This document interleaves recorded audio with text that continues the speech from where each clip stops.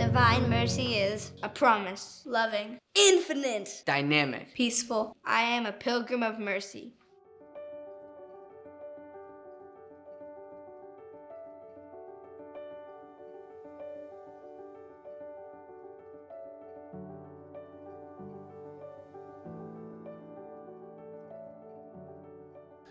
God isn't fixing this. That was the headline in the New York Daily News. It was emblazoned in huge white letters on the black cover of the magazine. Scattered around the cover were pictures of tweets offering thoughts and prayers for the victims of the latest mass shooting on American soil, which tragically left 14 dead in San Bernardino, California. Our thoughts and prayers are with you. This phrase is part of our culture, first used by Queen Elizabeth II, Harry Truman, and Dwight Eisenhower in the middle of the 20th century. It has been used in response to all types of calamities, from natural disasters to terrorist attacks. For 75 years, it has been customary for leaders of all types to express a promise of thoughts and prayers. And with the emergence of social media, it has become customary for ordinary people from all walks of life to post, "Our thoughts and prayers are with you." But now, something else has become all too common. Understandably frustrated that these tragedies continue to occur, some people spend their time and energy denouncing and ridiculing the power of prayer. This type of criticism has come to be called prayer shaming. Here are just a few examples of these types of messages in the wake of recent tragedies. They were in church. They had the prayers shot right out of them. Maybe try something else. Dear thoughts and prayers people, please shut up and slink away. You are the problem, and everyone knows it. Prayer, how to do nothing and still think you're helping. Ooh, it's prayers and condolences now. Well, that's way better than hashtag thoughts and prayers followed by zero action. Hashtag thoughts and prayers aren't enough. First, it is important to acknowledge that the desire these messages convey for decisive action to prevent more tragedy is a good desire. As we hear in the letter of St. James, faith by itself, if it has no works, is dead. Pope Francis once put it this way: prayer that doesn't lead to concrete action toward our brothers is a fruitless and incomplete prayer. Offering our thoughts and prayers does risk becoming a mere platitude if we don't pair it with love for our neighbor. And it certainly has no value if we simply tweet it out but never actually enter the classroom of silence to pray as we have promised. These messages also reveal the spiritual poverty of our culture. Extreme secularism banishes God and denies the need to feed the human soul. A person who is praying is therefore seen as doing nothing. Worse yet, that person is ridiculed and shamed for their prayer because some have decided prayer is unproductive and useless. Whether we realize it or not in the moment, these comments are diametrically opposed to Christianity. Throughout the Gospels, we hear that Jesus went away to a quiet place to pray. Was Jesus wasting his time? I think not. Our culture is desperately in need of prayer and reflection. The meaning and purpose we hunger for will never be found by excluding spirituality. I honestly don't know how people live without prayer. I can tell the difference in myself on days when I don't pray. I'm less patient and more anxious.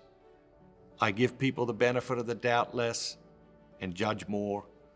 I think about myself more and I'm less generous with other people. And the list goes on and on. I know for certain that prayer makes me a better friend, a better husband, father, brother, son, employer, and citizen. It is possible to mislive our lives, and our chances increase exponentially if we neglect prayer and reflection. In the summer of 1845, Henry David Thoreau left Concord, Massachusetts, because he believed it had become too busy, too noisy, too distracting. He built himself a little hut out by Walden Pond and began a 2-year experiment in simplicity. During his time in the woods, he wrote these words: "I went to the woods because I wanted to live deliberately.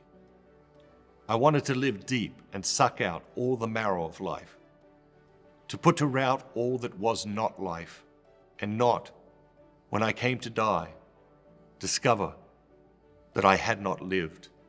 Thoreau has captured here some compelling reasons to pray. I go to the woods of prayer each day because I want to live life deliberately. I pray because I want to live deeply and suck out all the marrow of life.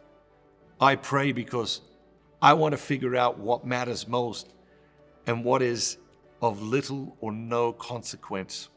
I pray because I do not want to come to die and discover that I have not lived. I have tried life with and without prayer. With prayer is better. Life without prayer is unbearable. Without prayer, life doesn't make sense. I don't know how people live without prayer. I don't know how someone could remain sane in this crazy, noisy, busy world without a few minutes in the classroom of silence each day. But I understand why people don't pray. I see how it happens. Many have never been taught how to pray. Many have never been taught how to simply spend time with God. And the sheer busyness of our lives can be overwhelming. The spiritual poverty of our age is robbing us of the benefits of prayer. But it's also robbing everyone in our life of those benefits. And it's robbing everyone in our family trees. The seventh spiritual work of mercy: pray for the living and the dead. Every family in every generation needs a prayerful giant to cover their family in prayer. Would you steal from a dead person? Most people would consider it a profound moral failure to steal from the dead.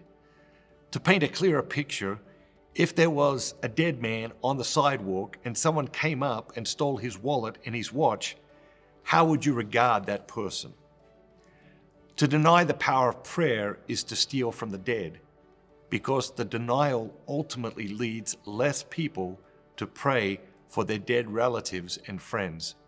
When we slip into the secular belief that prayer is useless, we also deny those we love most in this world of the benefits of prayer. When was the last time you really prayed for someone? I mean every day by name and for specific intentions. That kind of prayer is powerful. I've been covered in that type of prayer and I know firsthand how very powerful it is. Give someone that gift and tell them you are praying for them by name every day. I've known the power of this type of prayer. Tony and Lorraine Grace were youth group leaders in my parish while I was growing up in Australia. We are praying for you by name every day. They told me this every time they saw me. They explained that they did morning prayer together each day and then prayed for a list of people, one at a time, each by name. That's commitment. That's consistency. They were prayerful giants. So many people have prayed for me and this ministry, and their prayers have been the source of great strength and comfort. There have been so many dark moments of discouragement in ministry over the years, and this darkness is usually experienced when you are far from the love and support of family and friends. The world says prayer is useless, but your prayers can have a profound influence on other people and the outcomes of events. The world needs a new generation of the people of God who are prepared to abandon the materialism and secularism of these modern times. Men and women who know the value of a soul in the context of now and eternity. Men and women who are able to raise their eyes from the things of this world to the greater things of the next world. People who allow heaven and earth to meet each day in their prayer and in every activity of their lives. Will you be one of them? Mercy is always an invitation to a better life. Are you ready to embrace that better life? Trust, surrender, believe, receive. 50 million American Catholics have stopped going to Mass over the past 30 years. If you think that is sad and tragic, I'm right there with you. If you think they have no idea what they are missing out on, I'm right there with you. And if you wish we could change that for future generations, our children and our grandchildren, I'm right there with you. Dynamic Catholic is incredibly excited to announce that we're creating a game-changing program that will transform the way Catholics, young and old, experience the Mass forever. Nobody who experiences this program will ever say Mass is boring ever again. Help us eradicate Mass is boring from the Catholic vernacular.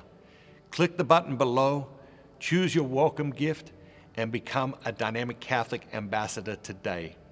Have a great day, and remember, be bold, be Catholic. Eternal God, in whom mercy is endless, and the treasury of compassion inexhaustible. Look kindly upon us, and increase your mercy in us, that in difficult moments we might not despair, nor become despondent, but with great confidence submit ourselves to your holy will, which is love and mercy itself. Amen. Amen. amen. See you tomorrow. Thank you, ambassadors. You are changing the world. Have a great day. Have a great day. Have a great day. Hey, Ralph, one of the best ways to be a pilgrim of mercy is to collaborate with God to create holy moments. So I figured while we have a couple of minutes, you could inspire our audience. So tell me, what is today's Holy Moment Challenge? It is pray for the people who are having the hardest day of their life right now.